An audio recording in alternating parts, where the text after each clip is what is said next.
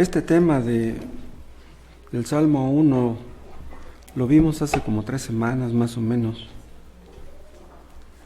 Vamos a agregar algo a lo que ya vimos.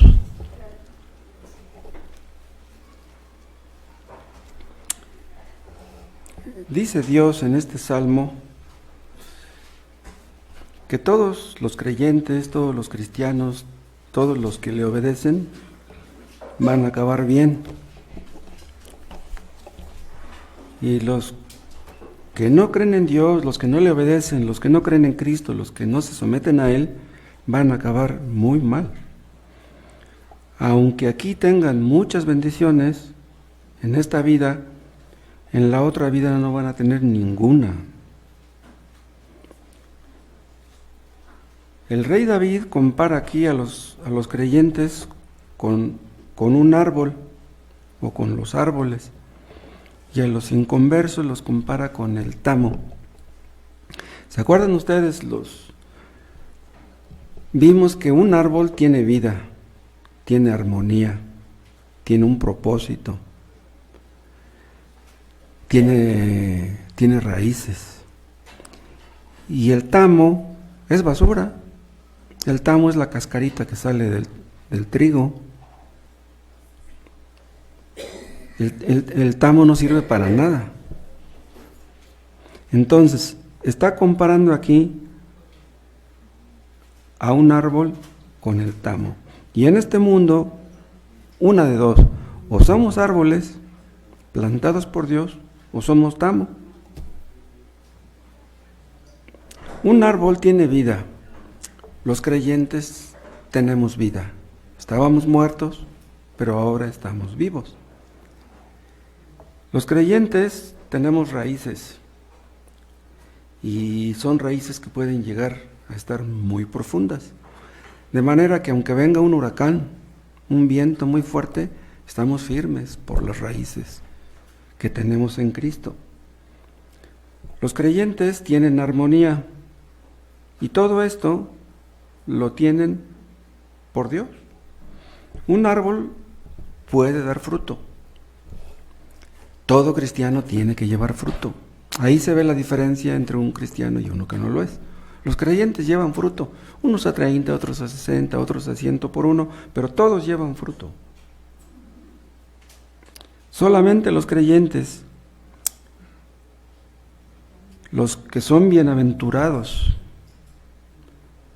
los que son dichosos en Cristo, son los que van a terminar bien. Dice el versículo 3, que los creyentes será como árbol plantado junto a corrientes de aguas. El tamo es basura, no puede llevar fruto, pero el creyente es un árbol que está plantado junto a corrientes de aguas. Vean, todos caímos en Adán. En Adán, todo ser viviente, todo ser humano que viene a este mundo, nace muerto en delitos y pecados. Dios nos ve como culpables por culpa de Adán. Adán, nuestro representante, el representante de la raza, hizo que todos fuéramos vistos por Dios como pecadores. Pero si caímos y estábamos muertos, ¿cómo es que llegamos a ser árboles y a llevar fruto?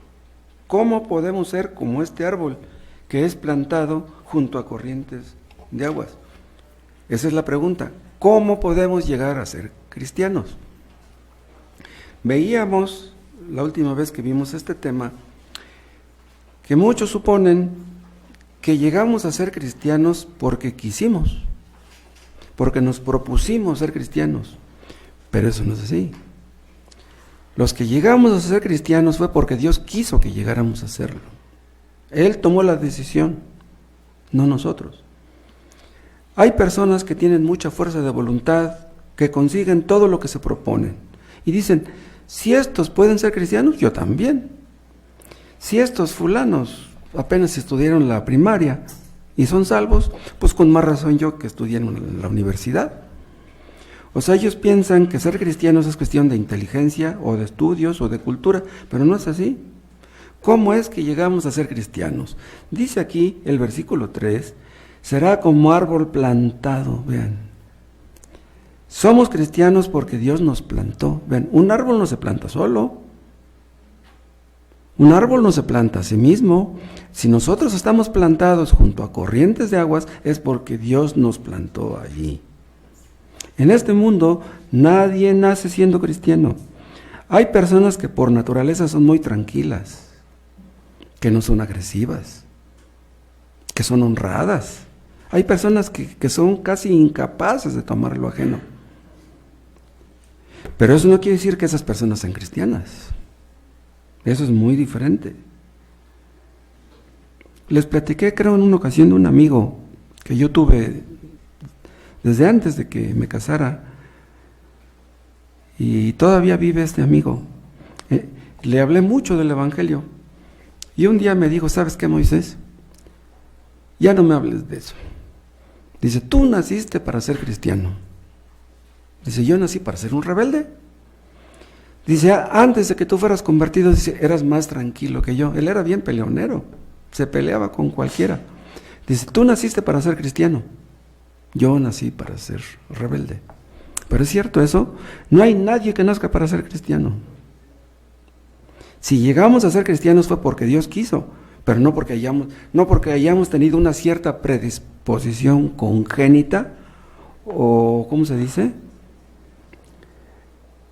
Algo que traíamos en nuestro ADN para ser cristianos. No, nadie trae el ADN de cristianos. Si llegamos a ser cristianos fue porque Dios tomó la decisión. Uno no se hace cristiano por el hecho de nacer en un hogar cristiano. Vean a Absalón. Absalón nació en un hogar cristiano. Pero ¿se acuerdan qué hizo? Trató de matar a su papá, le quitó el trono y después trató de matarlo. Vean el caso de Roboam. Roboam no tuvo la fe de su padre. Roboam fue un mal rey. Vean el caso de Esaú. Esaú nació en un hogar cristiano, pero él no fue cristiano. Y dice el autor de Efesios en el capítulo 2, que todos los que llegamos a ser creyentes éramos también hijos de ira, igual que todos los demás.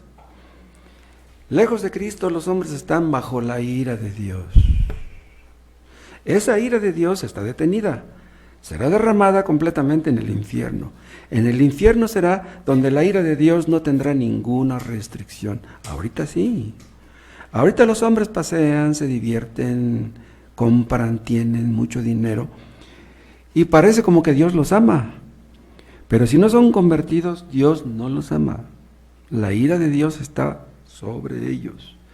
Y dice Pablo en otra parte que Dios hizo de la misma masa vasos para honra, vasos para deshonra, de la misma masa pecadora. Todos somos descendientes de Adán, todos pecadores. Nuestros padres eran pecadores, ¿qué fuimos nosotros pecadores?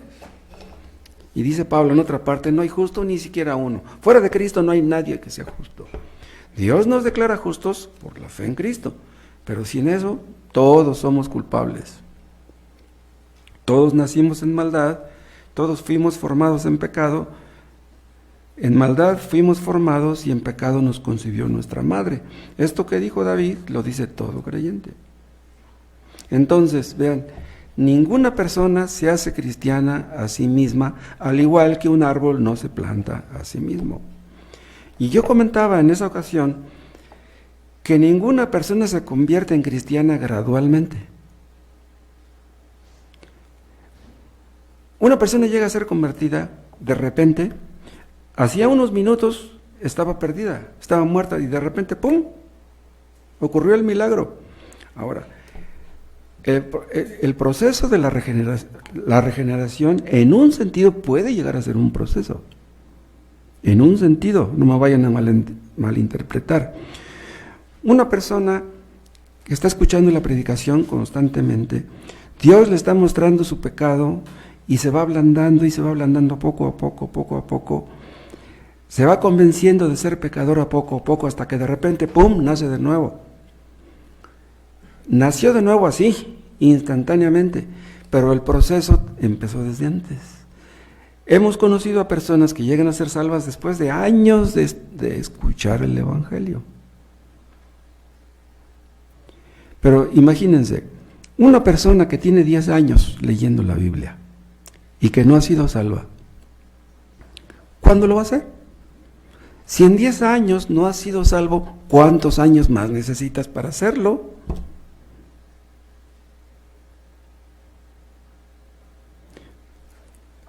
Una persona no se convierte gradualmente. La conversión es un acto instantáneo.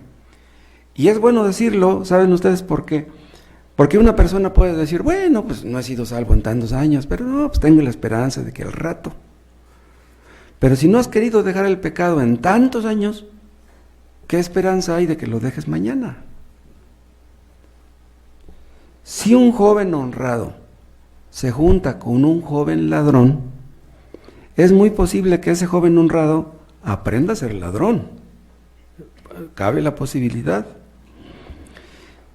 Pero si un joven inconverso se hace amigo de un cristiano, para que ese joven inconverso aprenda a ser cristiano, está en chino. Lo malo se contagia, pero lo bueno no. No somos convertidos por algo que nosotros nos hayamos hecho a nosotros mismos. No es una decisión que nosotros tomamos en un momento de arrebato, en un momento que estábamos de buenas, en un momento que vimos una película cristiana. No. Un árbol no se puede plantar a sí mismo. Vean en 2 de Timoteo, en el capítulo 1.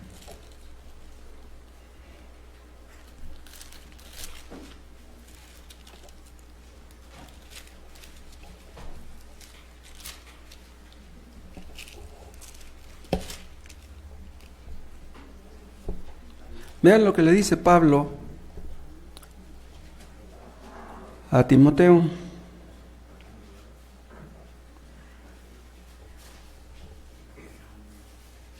Le dice en el 4, apreciaba mucho Pablo a Timoteo y le dice en el 4, deseando verte, al acordarme de tus lágrimas para llenarme de gozo, trayendo a la memoria la fe no fingida que hay en ti, la cual habitó primero en tu abuela Loida y en tu madre Eunice, y estoy seguro que en ti también.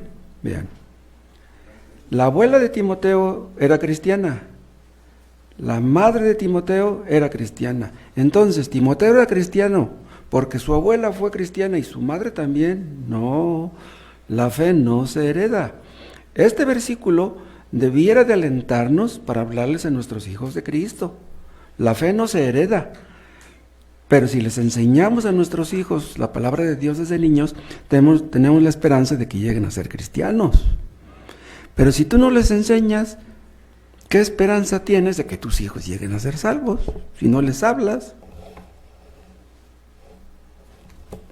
Sabemos de muchachos que estuvieron en la escuela dominical desde niñitos y llegan a los 20 años y se hacen borrachos, drogadictos y tranzas. Todo lo que aprendieron en la escuela dominical no les sirvió de nada. Y aún, aunque hayan tenido padres cristianos que oraban por ellos, se desbalagan feamente. Vean el caso de Nicodemo. No sabemos qué edad tenía Nicodemo cuando conoció a Jesús, pero ya será miembro del Sanedrín, ya era grande. Tendría que 50, pongan ustedes 50 años. Pues era miembro del Sanedrín, conocía las escrituras de niños y no era salvo. Le dijo Cristo, tienes que nacer de nuevo. Una persona puede estar leyendo la Biblia durante 30 años y no ser salva y necesita nacer de nuevo. Nadie nace de nuevo por el simple hecho de leer la Biblia. La Biblia es un instrumento en las manos de Dios para la conversión de los pecadores, pero no garantiza que una persona vaya a ser salva. Es posible que una persona haya sido enseñada a orar desde chica, desde la juventud, porque sus padres le enseñaban a orar, y que pase 20, 30, 40, 50 años orando y orando y orando, y que no sea salva esa persona. Vean el caso de Spurgeon. La madre de Spurgeon era cristiana, pero él no. Él fue convertido hasta los 16 años. Entonces su mamá estuvo orando por él 16 años, hasta que Dios le mostró su pecado cuando él tenía 16 años. Pero ella se encargó de enseñarle la Biblia desde que era un pequeñito. Dios escuchó su oración hasta que él cumplió 16 años. Hay personas que nunca han tomado lo ajeno, que nunca han sido viciosas, no han sido adúlteras, pero que no son cristianas. Hay personas que son muy tranquilas, muy amables, muy sonrientes, que no se pelean con nadie y no son cristianas. Tan difícil es que una de estas personas se salva como el peor borracho, el peor adúltero, el peor ladrón. Tan difícil es que sea salvo un hombre honrado como un ladrón. Es igual, ambos necesitan nacer de nuevo. Ambos son tamo y necesitan ser plantados junto a corrientes de aguas. Bueno, necesitan ser hechos árboles y luego plantados. Entonces, si somos cristianos, no es por algo que hicimos nosotros. Debemos estar bien seguros acerca de esto. Nuestros cimientos, nuestras bases, nuestros fundamentos tienen que estar bien centrados en este punto. Nosotros no nos convertimos a nosotros mismos. Una persona puede orar 2 horas diarias. El otro día les comenté que yo conocí a un hombre en la iglesia pentecostés que un día me presumió sus callos en sus rodillas, se levantó el pantalón y me enseñó los callos. ¿Se salva uno por estar orando 2 horas diarias, 3 horas diarias? La Madre Teresa de Calcuta supuestamente hacía muchas buenas obras. El Papa le puso una estrellita en la frente. Le dieron el premio Nobel de la Paz. Pero créanme, en donde está la Madre Teresa de Calcuta, ahí no tiene ninguna estrellita en la frente. Nadie se salva por hacer buenas obras.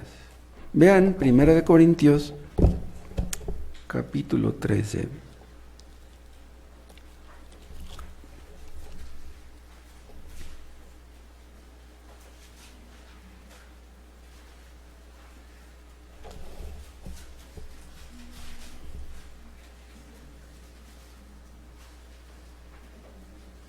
Primera de Corintios 13:13. Y si repartiese todos mis bienes para dar de comer a los pobres, y si entregase mi cuerpo para ser quemado y no tengo amor, de nada me sirve. Vean, este versículo parece que se contradice, porque dice, si repartiese todos mis bienes para dar a los pobres, y luego dice al final, y no tengo amor, entonces, ¿quiere decir que una persona puede repartir su dinero y no tener el amor de Dios? No hacerlo por amor a Dios, por gratitud a Dios, ni por amor al prójimo. Quien no ama a Dios no puede amar al prójimo. Ustedes saben que Cantinflas, en la puerta trasera de su casa, le daba de comer a los pobres. Había colas de gente pobre esperando ahí con su cazuelita para que les dieran su guisado. Y no vayan ustedes a pensar que por eso Cantinflas está en el cielo ahora. Dice, si repartiese todos mis bienes para dar de comer a los pobres, y no tengo amor, de nada me sirve. Acuérdense del joven rico. Cristo le dijo, los mandamientos saben, dice, guarda los mandamientos, dice, todos los he guardado, dice, desde que yo era joven. Desde que yo era niño, dice, yo he guardado los mandamientos. Y le dice Cristo, ¿así de veras? Dice, bueno, dice, pues nomás una cosa te falta. Nomás una cosa le faltaba, no. Le faltaban muchas cosas, pero se la puso suave el Señor. Dice, una cosa te falta, dice, ve, dale todo tu dinero a los pobres. Y luego ven y sígueme. ¿El joven rico hubiera sido salvo si hubiera dado su dinero a los pobres? No. Dijo, y luego ven y sígueme. O sea, no basta con que le des el dinero a los pobres. Si no vienes y me sigues, tú no eres salvo. Seguir a Cristo quiere decir obedecer a Cristo. No nada más en el asunto de dar el dinero. Le dijo Cristo, ven y sígueme y tendrás tesoro en el cielo. Pero el joven rico prefirió su tesoro terrenal a tener un tesoro en el cielo. Entonces, lo que hace de alguien un cristiano no es lo que éste hace, sino lo que Dios hace. Es lo que Dios hace en nuestro corazón por su Espíritu Santo. Dios nos hace nacer por el poder del Espíritu Santo. Y es entonces que ya no somos tamo, De repente nos convertimos en árboles. Es un milagro. Cada vez que una persona se convierte, es un milagro. ¿Quién ha visto que el tamo se convierte en árbol? ¿Quién lo ha visto? ¿Quién puede resucitar a un muerto? La Biblia nos habla de lo que Dios hace, no de lo que está esperando que hagamos. Cristo vino porque era absolutamente necesario. Cristo vino a buscar y a salvar lo que se había perdido. Pero no dice vino a buscar y a salvar los que se habían perdido, porque si hubiera venido a buscar y a salvar los que se habían perdido, pues todos seríamos salvos. No, aquí está hablando en sentido neutro. Habla de un cierto grupo de personas que Dios los veía como perdidos y que tenían que ser salvados. A eso vino Cristo. La Biblia, tanto el Antiguo como el Nuevo Testamento, es la historia del hombre en la búsqueda de Dios, en la búsqueda del hombre.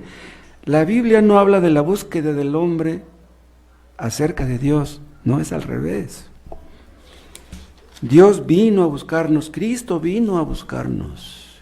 Acuérdense cuando Adán pecó. Cuando Adán pecó fue a esconderse y Dios fue a buscarlo. Siempre Dios hace eso. Dios siempre anda buscando a los que quiere salvar. No son los hombres los que le buscan a Él. No hay quien busque a Dios. Si tú lo buscas es porque Él te anda buscando a ti. Y como Dios anda buscando a los perdidos, es por eso que predicamos el Evangelio. Nosotros sabemos que es poder de Dios para salvación y que el pecador más empedernido que se encuentre aquí puede ser salvo hoy si Dios así lo quiere. Dios es experto en salvar pecadores. Lo que tú necesitas es nacer de nuevo. Por ti mismo no puedes, pero Dios sí puede.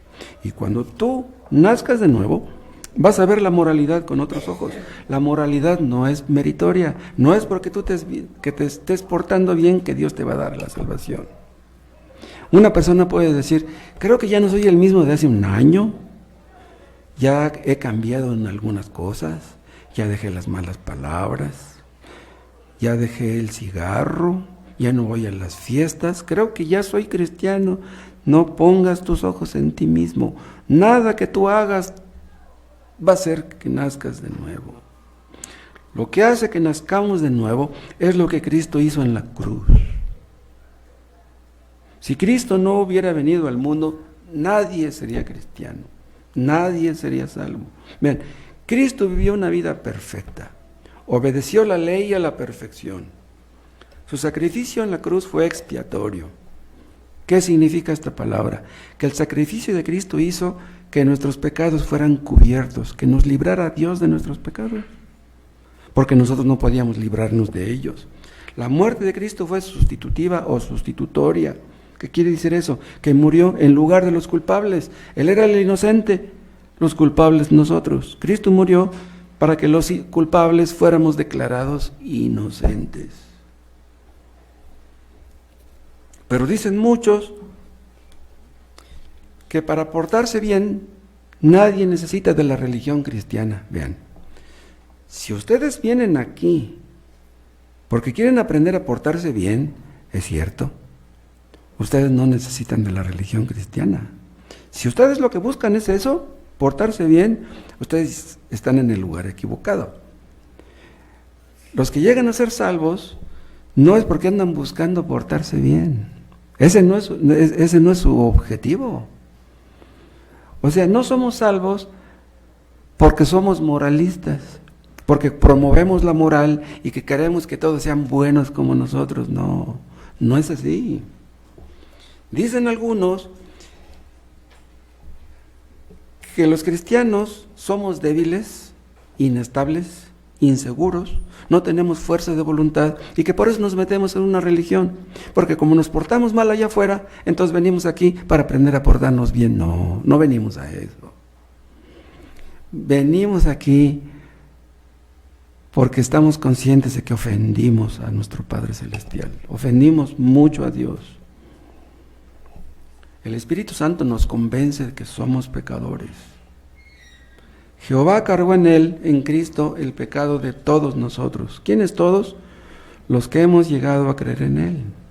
Al que no conoció pecado, Cristo, por nosotros lo hizo pecado para que nosotros fuésemos hechos justicia de Dios en Él. Somos justos en Cristo. La justicia de Dios se nos adscribe a nosotros, se nos imputa, se nos atribuye, como si fuéramos los justos, aunque en nosotros mismos somos injustos. Dios hizo culpable a Cristo para hacernos inocentes a nosotros. Es increíble esto. Dios puso nuestros pecados en su Hijo, lo castigó por nosotros. Entonces vean ustedes lo que les estoy diciendo. El que planta los árboles es Dios. Él es el gran plantador de árboles, el que hace que tengamos vida y que estemos junto a corrientes de aguas. Cristo murió y resucitó, derrotó a la muerte, al infierno, ascendió al cielo, se sentó a la diestra de Dios y desde ahí envió al Espíritu Santo el día de Pentecostés. ¿Para qué? Para que la presencia de Dios estuviera con su iglesia continuamente. El Espíritu Santo ha estado con los suyos desde entonces, ininterrumpidamente. He aquí yo estoy con vosotros todos los días hasta el fin del mundo, por su Espíritu Santo. Entonces, si tú crees en Él, si tú crees en Cristo, si tú le obedeces, tú tienes el Espíritu Santo. Y entonces puedes cumplir la función para la que Dios te dio la vida. Dice el apóstol Pablo en Efesios 2 que somos hechura suya, somos hechura de Dios. Somos hechura de Dios en sentido físico. Él nos hizo, no nosotros a nosotros mismos.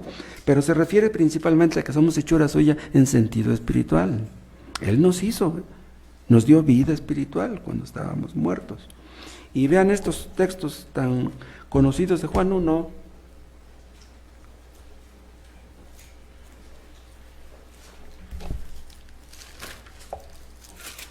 Juan capítulo 1, vean el versículo 12, dice: mas a todos los que le recibieron, a los que creen en su nombre.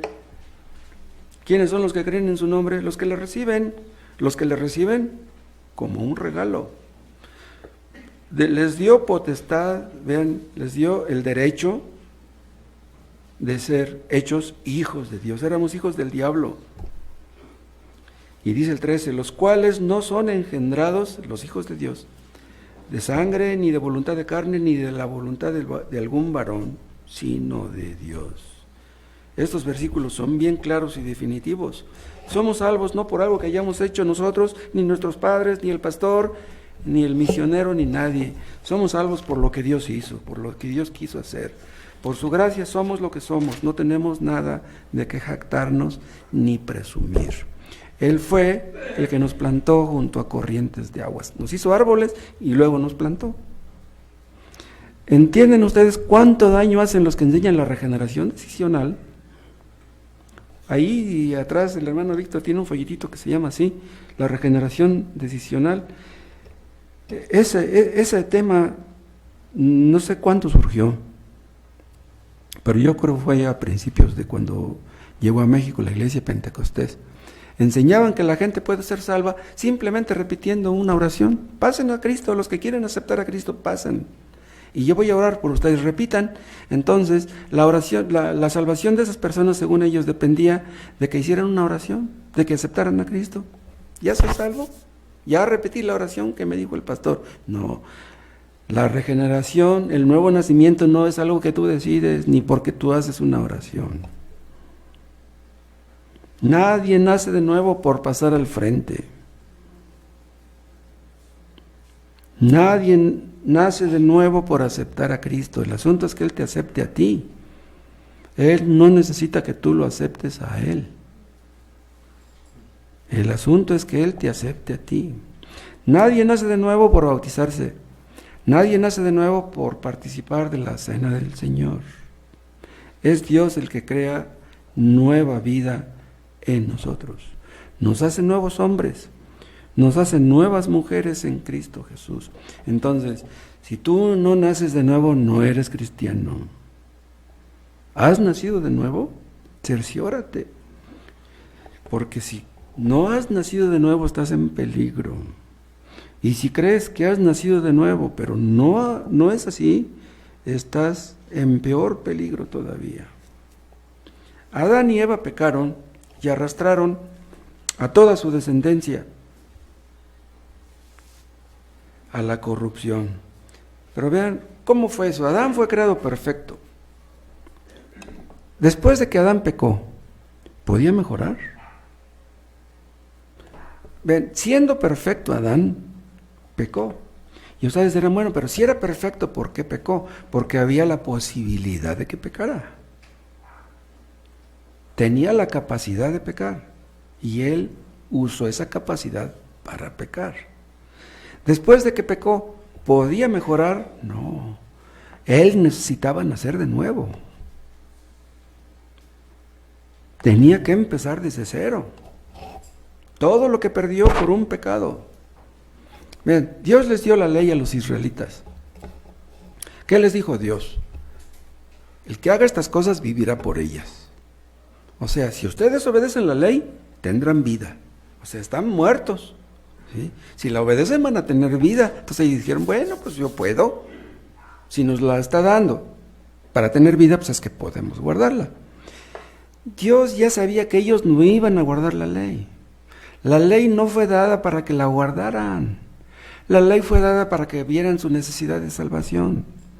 La ley, nuestro ayo, fue para llevarnos a Cristo. La ley no fue dada para salvar. Nadie se salva por la observancia de la ley, porque todos fallamos en todos los mandamientos. Dios ya sabía que ellos no podrían guardar la ley. Entonces, vean, Dios dijo, solamente hay una forma de salvar al género humano. ¿Cómo podría Dios salvar al género humano creando un nuevo género humano? ¿Me explico? Bien, Adán tuvo una descendencia, o por decirlo de otra manera, tuvo puros descendientes pecadores. El que es de la carne, carne es. Lo que es de la carne, es carne.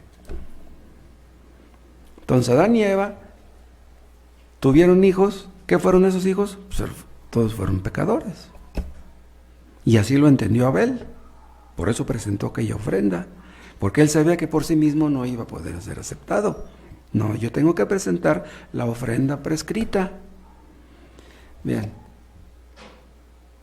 El primer Adán cayó y toda su descendencia. Pero Dios decidió enviar un segundo Adán. Acuérdense, el apóstol Pablo llama a Cristo el postrer Adán o el segundo Adán. ¿Por qué a Cristo se le llama el segundo Adán? Porque Cristo vino a hacer lo que el primer hombre no hizo. Vean, Adán era un hombre y Cristo, siendo Dios, se convirtió en hombre para hacer como hombre lo que el primer hombre no hizo. ¿Qué es lo que no hizo? Obedecer. Adán no quiso obedecer, Cristo vino a obedecer. Entonces, en Adán caímos, en Cristo somos levantados. Vean, para ser vistos como pecadores, simplemente somos vistos así porque descendemos de Adán. Pero no se nos tomó en cuenta. Adán fue hecho nuestro representante, pero no se nos tomó en cuenta. No se nos pidió nuestra opinión si nos gustaría, si estaríamos de acuerdo con que Adán fuera nuestro representante. Pero ahora Cristo es nuestro Salvador y tampoco se nos tomó en cuenta. Oigan, ¿estarán de acuerdo con que yo les mande un Salvador? No, Cristo vino porque tuvo que venir y Él sabía cuándo iba a venir. Entonces, ¿por qué tuvo que enviar al mismo Hijo de Dios? Porque si Dios hubiera creado otro hombre igual de perfecto que Adán, hubiera hecho lo mismo que Adán. Entonces era necesario que mandara un nuevo hombre que sería al mismo tiempo Dios, para que hiciera lo que Adán no pudo hacer. Entonces vean, el Padre envió al mundo a su Hijo único, adoptó la naturaleza humana, fue tentado al igual que Adán. Vean, Adán fue tentado y cayó en la tentación.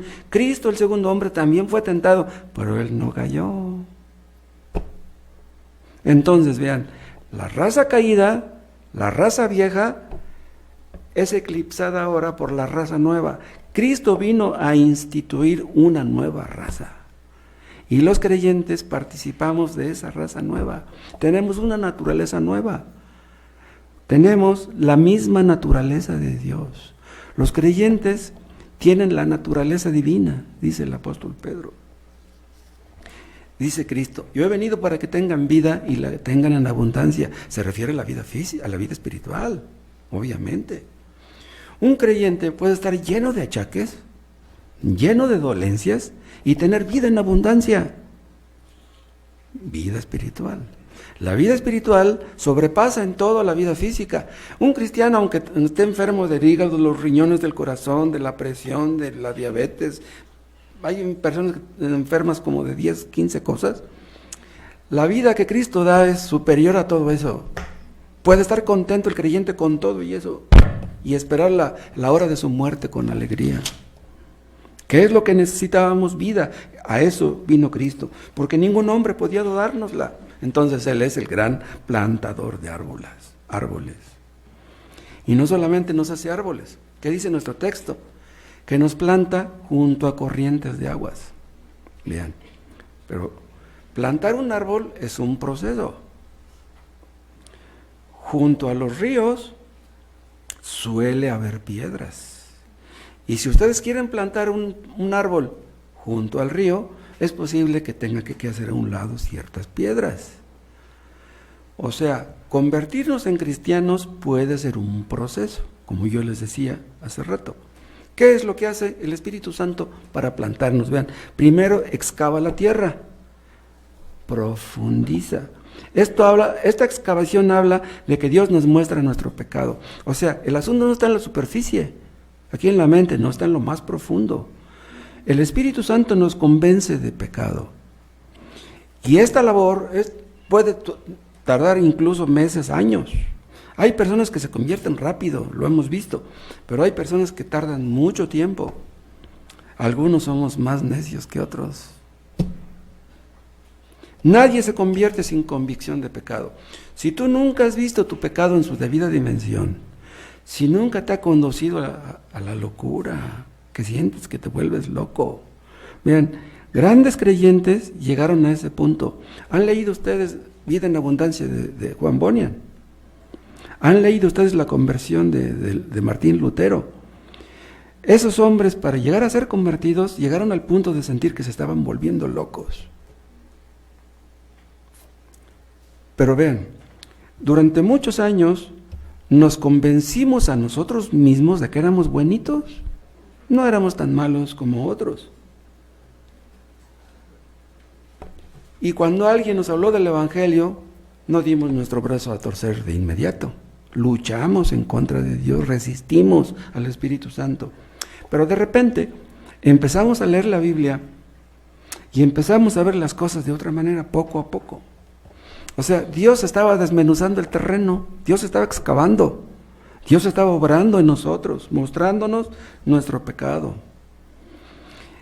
Un día estábamos escuchando la palabra de Dios y de repente caímos en la cuenta de que Dios nos estaba hablando a nosotros. No era el predicador. O leyendo la Biblia, de repente empezamos a entender que Dios nos hablaba a nosotros, que nosotros habíamos ofendido a Dios. Dios nos hace ver como implicados, nos hace ver como involucrados. La palabra de Dios nos perturba, nos inquieta, nos hace sentir incómodos, nos hace sentir miserables. La palabra de Dios la empezamos a entender poco a poco. El Espíritu Santo nos va iluminando poco a poco. Y de repente decimos, ¿cómo es posible que yo tenía la Biblia ya abandonada tanto tiempo y no había captado su dulzura, su sabor? No, ya después ya no queremos soltar el libro.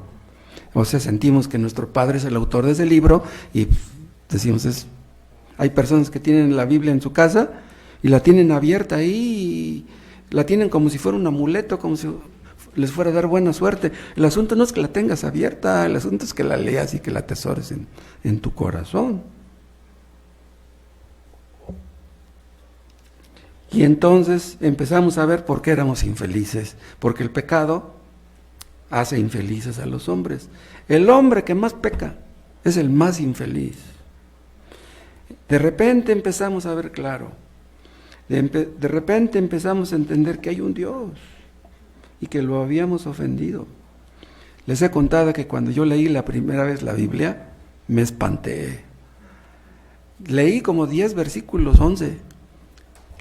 Cerré la Biblia y dije, para mí mismo, por ese tiempo yo era medio ateo, o bien ateo. ¿Saben qué pensamiento cruzó por mi mente? Yo me dije, Moisés, si Dios existe, tú estás en problemas. La primera vez que leí la Biblia, wow. Dios empieza a hablarnos, pero ¿saben una cosa? No solamente Dios empieza a hablarnos, el diablo también. ¿Qué nos dice el diablo? Es que nomás con que dejes de tomar, ya la hiciste.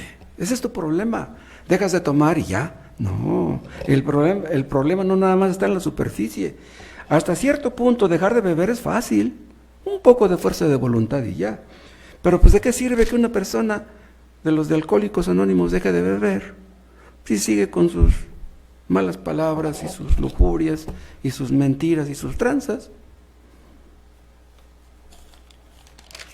El diablo le dice a las personas que empiezan a leer la Biblia, con que tú leas la Biblia ya la hiciste. Con que vayas a los cultos, ya, ¿para qué más? Ya, pues que Dios se conforme con eso, ya estás haciendo mucho esfuerzo con ir a los cultos. Sí, pues hay un Dios, pero no creas que es tan estricto. Él te da la suave, no te preocupes. Pero vamos creciendo en el conocimiento de Dios y nos vamos sintiendo cada vez más mal, cada vez más sucios. Nos llegamos a sentir sucios de los pies a la cabeza. El Espíritu Santo nos conduce a sentir que nos estamos volviendo locos. Señor, si tú no me salvas, ¿quién me va a salvar? Pero cuando una persona está en ese punto, es cuando Dios le muestra a Cristo. Y nos hace entender que fuera de Cristo no hay solución. En Cristo está la solución. De repente la Biblia es un libro vivo para nosotros.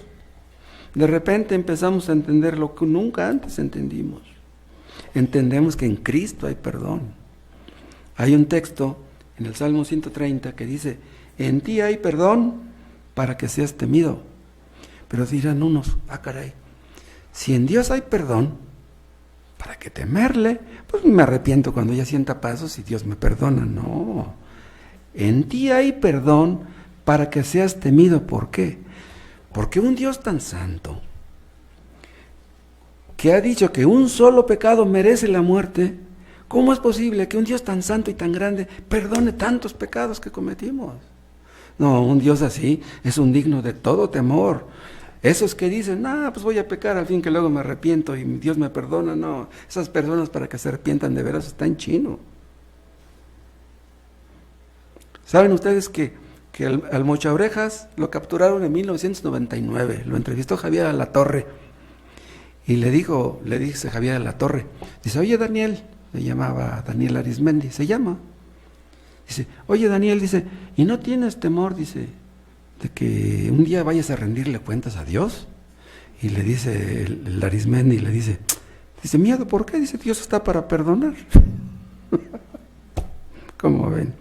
Y ahora ya anda promoviendo amparos para que le hagan un nuevo juicio, que porque dice que el proceso que se le hizo no fue legal y que quiere salir libre de nuevo.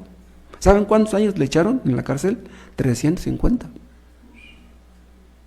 Apenas van 23. Le faltan unos cuantos.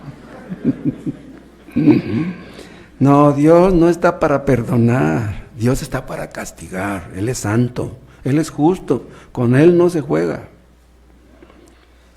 Pero nos agarramos de Cristo cuando nos sentimos desesperados, porque Dios nos muestra que fuera de Él no hay esperanza. Pero vean, cuando una persona siente que se está volviendo loca por el recuerdo de sus antiguos pasados, esa persona ya fue tocada por Dios.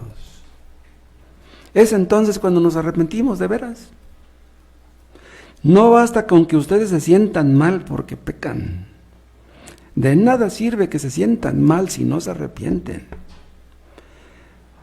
O sea, si ustedes se sienten mal porque pecan, esa es muy buena seña. Tal vez les falte poco, pero no se conformen con eso.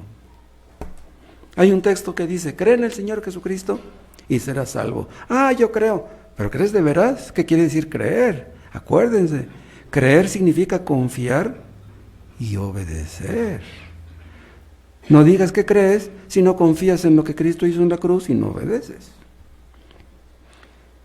Cree en el Señor Jesucristo y serás salvo. Aplícate esa verdad a ti, no pienses en otros. Tú has ofendido a Dios. Cree que llevó tus pecados en la cruz.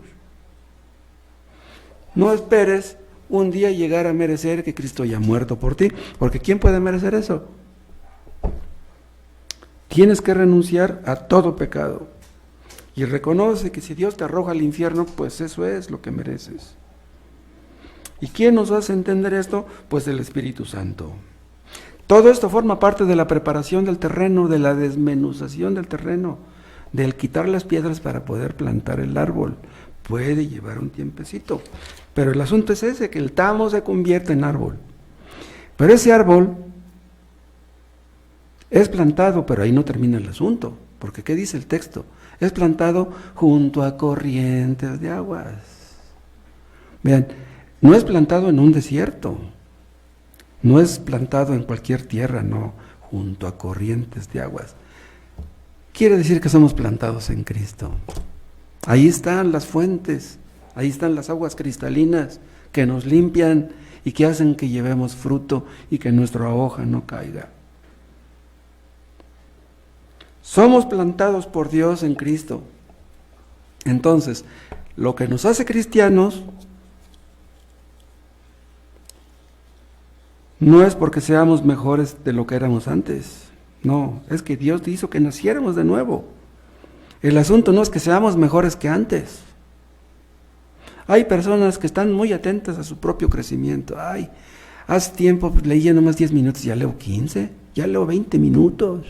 Antes hacía oraciones de 2, 3 minutos, no, ya oro 5, ya oro 10. Están atentos a sus avances, creo que voy progresando.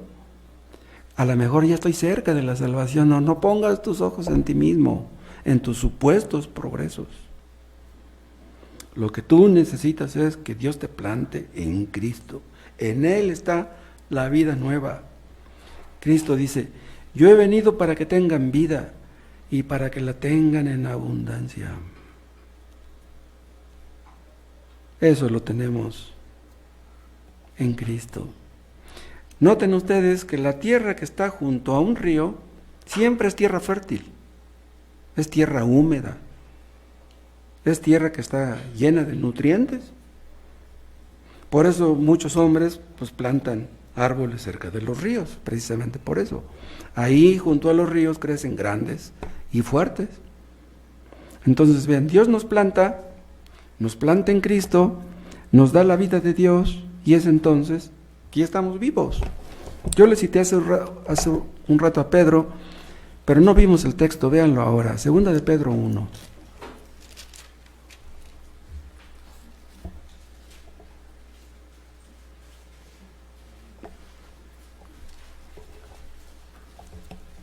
Segunda de Pedro 1, dice el 4, por medio de las cuales nos ha dado preciosas y grandísimas promesas, para que por ellas llegaseis a ser participantes de la naturaleza divina. Vean, Dios nos hace participar de su naturaleza, es increíble esto. Somos hijos de Dios. Éramos participantes de la naturaleza diabólica. Y ahora somos participantes de la naturaleza divina. Qué tremendo es esto. El que está en Cristo, nueva criatura es. Y Dios nos da raíces, hace que nuestras raíces crezcan y profundamente. Ahí obtenemos nuestra vida. Dice Jesús, yo soy el pan de vida. Vuestros padres comieron el maná en el desierto y murieron. Este es el pan que desciende del cielo. Vean, cuando Cristo dice, este es el pan que desciende del cielo, me parece imaginarme lo que está señalándose a sí mismo. Este es el pan que desciende del cielo para que el que de él come no muera. Yo soy el pan vivo que descendió del cielo. Si alguno comiere de este pan, vivirá para siempre. Vean, los que se alimentan de Cristo vivirán para siempre, tendrán vida eterna. Pero aquí no solamente habla de la vida futura, también de la vida presente. O sea, Dios nos da su gracia todo el tiempo que duremos en este mundo. Todo lo tenemos en Cristo. Estando en Él, todos los nutrientes que nuestras almas necesitan provienen de Él. Este es el cristianismo, la vida que Él nos da. El cristianismo, como yo les decía hace un rato, no es simplemente dejar malas palabras o dejar un vicio. El cristianismo consiste en recibir una vida que antes no tenías. Debes nacer de nuevo. ¿Has nacido de nuevo? ¿Has sido plantado en Cristo? ¿Has sido hecho un nuevo hombre o una nueva mujer? Si ustedes han tratado de hacerse cristianos por ustedes mismos, mejor dense por vencidos, porque no lo van a lograr. Tal vez sean ustedes muy religiosos, tal vez les guste venir al culto, tal vez escuchen predicaciones en su casa, pero eso no significa que ustedes sean salvos. Cerciórense. Si no han nacido de nuevo, ustedes no son cristianos. Ahora ven ustedes el fruto. Vuelvan a nuestro texto. Vean el Salmo 1.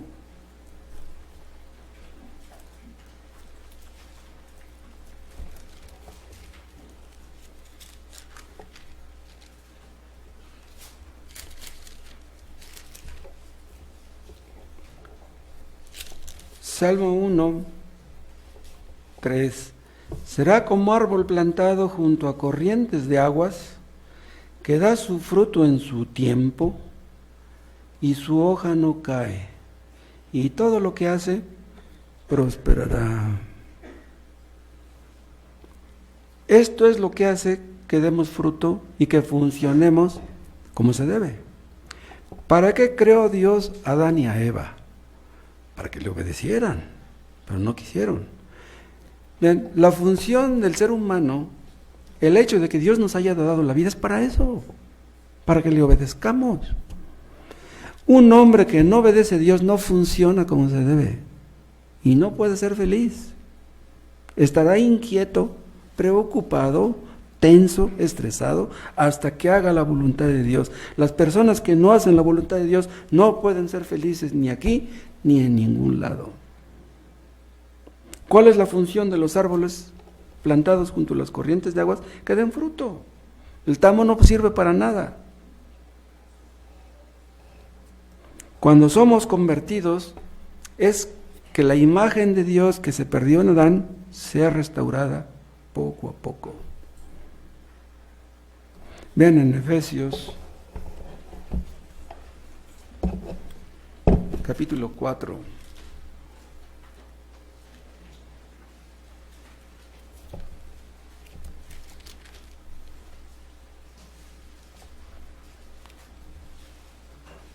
Efesios 4:20.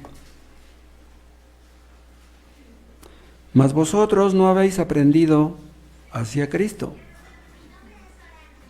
Y dice el 21, si en verdad le habéis oído y habéis sido por él enseñados por Cristo, conforme a la verdad que está en Cristo Jesús y solamente en él. En cuanto a la pasada manera de vivir, vean, despojaos del viejo hombre, de lo que éramos en Adán, que está viciado conforme a los deseos engañosos. Vean, esto se aplica a todo ser humano. El hombre más honrado, decente y trabajador del mundo tiene un corazón viciado conforme a los deseos engañosos. Vean, y renovaos en el espíritu de vuestra mente, y vestíos del nuevo hombre, o sea, lo que somos en Cristo, creados según Dios, vean, o sea, recreados espiritualmente en la justicia y santidad de la verdad. Es entonces que la imagen de Dios se va formando en el creyente. ¿Entienden ustedes por qué no creemos nosotros que los seres humanos somos animales? Esa es la teoría de la evolución, que somos animales.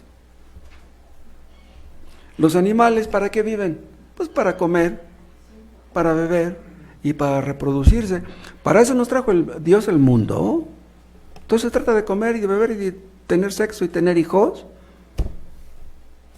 Todos los perros tienen eso, todos los gatos también. No, los seres humanos no somos animales. En Cristo somos amigos de Dios, más que eso somos hijos de Dios. Tenemos comunión con Dios. Entendemos que Dios nos ha creado para vivir para su gloria. No hay gozo ni felicidad fuera de esto. Somos muy diferentes a los animales. Los psicólogos tratan de ayudar a los seres humanos, pero ¿saben una cosa? Los psicólogos no pueden ayudar, no entienden la naturaleza humana. ¿Saben una cosa? Los psicólogos tienen que nacer de nuevo también. De nada sirve que tengan un título. ¿Y qué dice nuestro texto? Que da su fruto en su tiempo, ¿no? Es plantado junto a corrientes de aguas y da su fruto en su tiempo. O sea, se puede predecir más o menos cuándo un árbol dará fruto. Ustedes lo plantan hoy y dicen, no, pues de aquí a tantos años va a dar fruto. Vean, empiezan a ver los brotes y luego las flores y después vienen los frutos y después madurarán los frutos poco a poco. Vean, los cristianos llegamos a ser salvos no en un momento de arrebato, no en un momento de emocionalismo. Dios hizo que fuéramos creyentes porque esa fue su voluntad. No somos piadosos porque empieza el año nuevo y tenemos resoluciones de portarnos mejor el año nuevo. No somos piadosos porque se nos muere un ser querido o porque nos emocionamos escuchando una predicación. Los cristianos son personas estables, confiables. Los cristianos viven una vida gobernada por la verdad, basada en principios. Nos basamos en lo que está escrito. Es una vida con raíces y con raíces profundas. Dice el apóstol Pablo que el fruto del Espíritu es amor, gozo, paz, paciencia, bondad, etc. Mas el fruto de la carne, iras, pleitos, celos, iras, contiendas. Dices que eres cristiano y andas en pleitos, en iras, en contiendas, en problemas con todo el mundo. No todos los que dicen que son cristianos lo son. Los cristianos producen fruto. Los demás pueden ver que llevan fruto.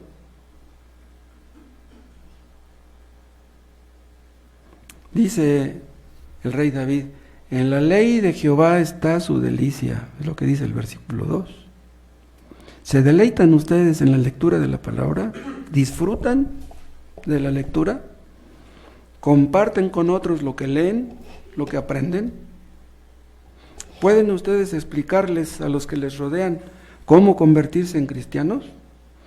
¿Sienten compasión por los que se pierden? Y dice al final del versículo 3, su hoja no cae. ¿Por qué la hoja del creyente no cae?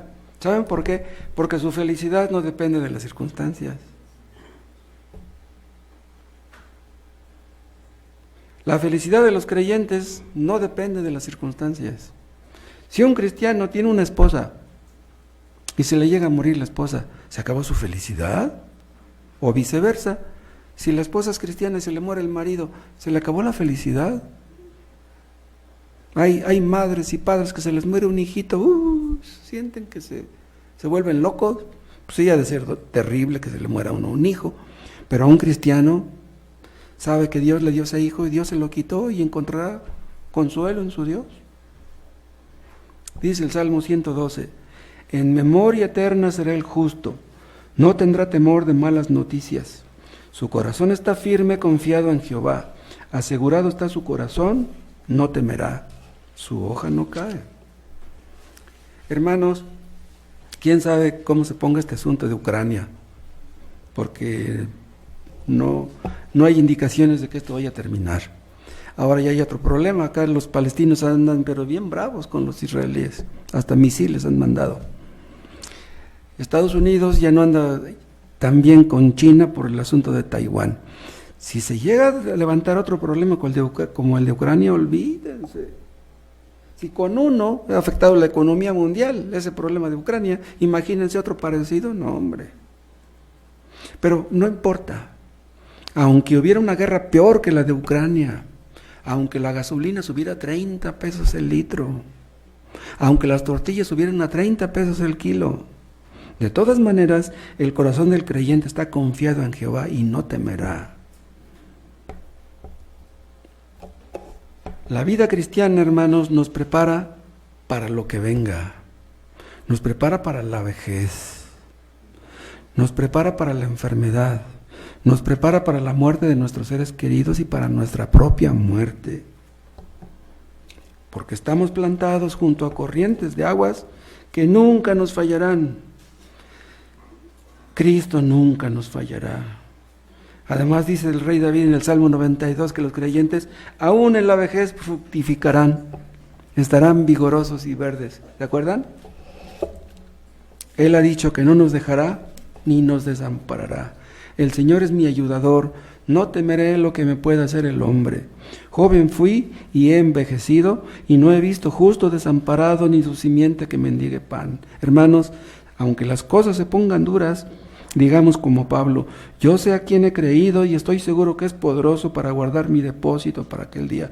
¿Cuál es nuestro depósito? Nuestras almas. Las confiamos en sus manos y Él guardará nuestras almas. Termino diciéndoles, ¿han sido plantados? ¿Han nacido de nuevo? ¿Son nuevas criaturas en Cristo? ¿Han sido injertados en Cristo? ¿Es Cristo tu vida, tu alimento, tu todo? ¿Cristo es suficiente para ti? No descansen hasta conocer a Cristo. No descansen hasta que estén seguros de que son salvos. Asegúrense de que han nacido de nuevo. Si tienen dudas, investiguen, pregunten, ruéguenle a Dios. Pídanle a Dios que les muestre su pecado. Busquen a Dios con todo su corazón, aunque antes no lo hayan hecho.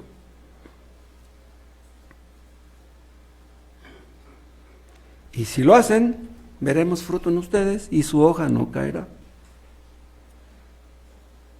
Vamos a participar de la cena del Señor. ¿Quiénes participamos? Los creyentes. ¿Pero cómo es que llegamos a ser creyentes? No cabe duda que porque fuimos escogidos desde antes de la fundación del mundo. Yo no puedo creer cómo es posible que alguien como yo un día vaya a estar en el cielo y mis ojos vayan a mirar a Cristo. No puedo entender eso. Si ustedes, hermanos, saben que son escogidos, ¿ya les cayó el 20? ¿Entienden lo que eso significa, lo que eso implica? Si Él es nuestro Dios y nosotros somos sus hijos, ¡wow! Es increíble esto. Te damos gracias, Padre, por tu palabra. Gracias, oh Dios, por lo que Cristo hizo en la cruz. Nada hicimos nosotros, oh Dios, para esto. Gracias por tu bondad, por tu misericordia, porque aún después de ser creyentes, Padre, pecamos tanto y tan a menudo, y aún así tu misericordia es de todos los días, desde la mañana y hasta la noche. Padre, tu misericordia la tenemos desde hace tantos años, aún desde antes de que te conociéramos. ¿Cómo no la tendremos hasta antes de morir? Gracias, Padre, porque podemos estar confiados en ti, de que venga lo que venga, todo está bajo tu control, y tú no permitirás que nada nos aparte de ti, que así sea en el caso de todos. Gracias en el nombre de Jesús. Amén.